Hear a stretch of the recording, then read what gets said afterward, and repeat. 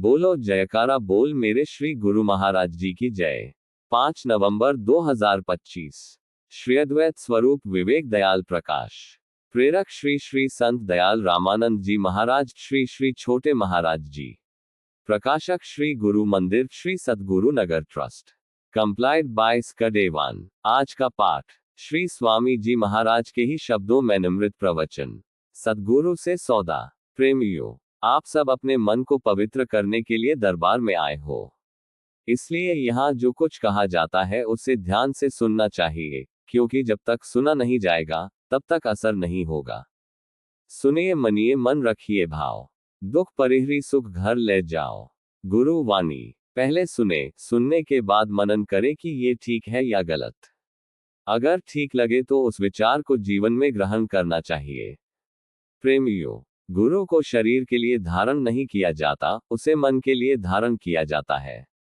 इस मन के ही संकल्प विकल्प दूर करने के लिए गुरु धारण करने की जरूरत पड़ती है, न कि स्त्री पुरुष बच्चों के लिए।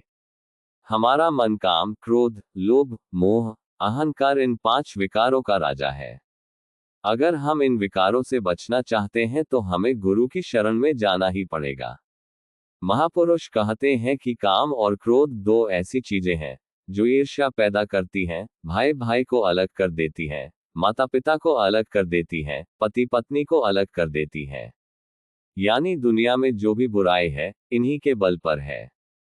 मिसाल के तौर पर कहते हैं कि एक पंडित जी जंगल में गए। वहां कोई महात्मा समाधि लगाकर बैठे हुए थे।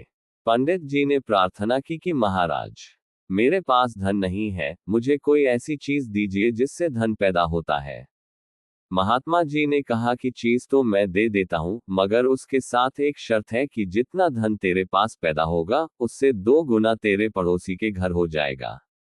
अगर यह शर्त मंजूर हो तो मेरा आशीर्वाद ले जा।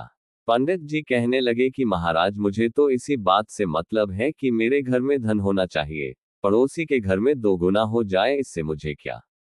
तब महात्मा जी ने एक शंख पंडित जी को दे दिया और कहा कि जब भी इस शंख में फूंक मारेगा तभी मेरी कृपा हो जाएगी और जो कुछ तू मांगेगा तुझे मिल जाएगा। पंडित जी घर गए और बड़े जोश के साथ शंख में आवाज लगाए और मांग की कि मेरे घर में 1000 रुपए हो जाए।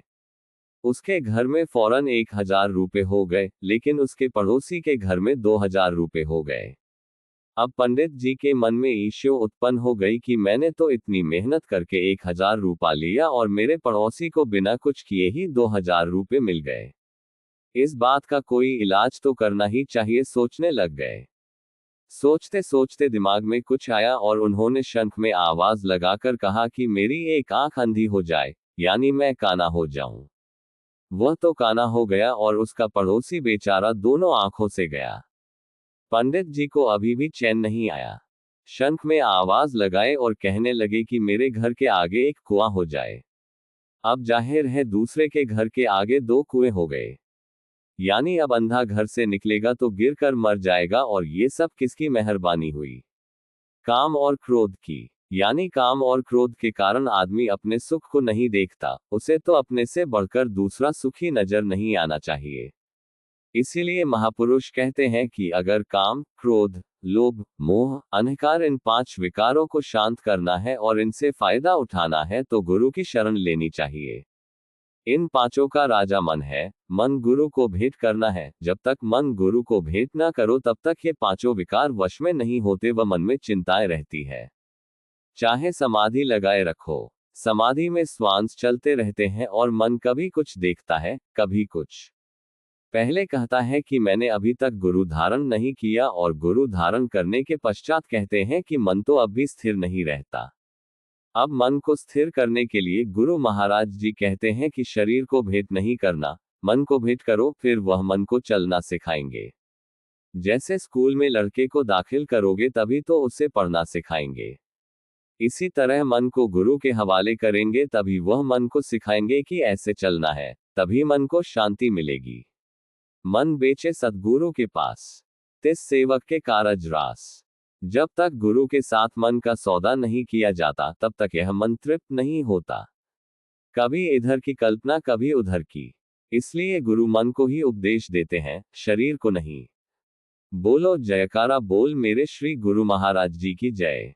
प्रेरक श्री श्री संत दयाल रामानंद जी महाराज, श्री श्री छोटे महाराज जी। प्रकाशक श्री गुरु मंदिर, श्री सद्गुरु नगर ट्रस्ट।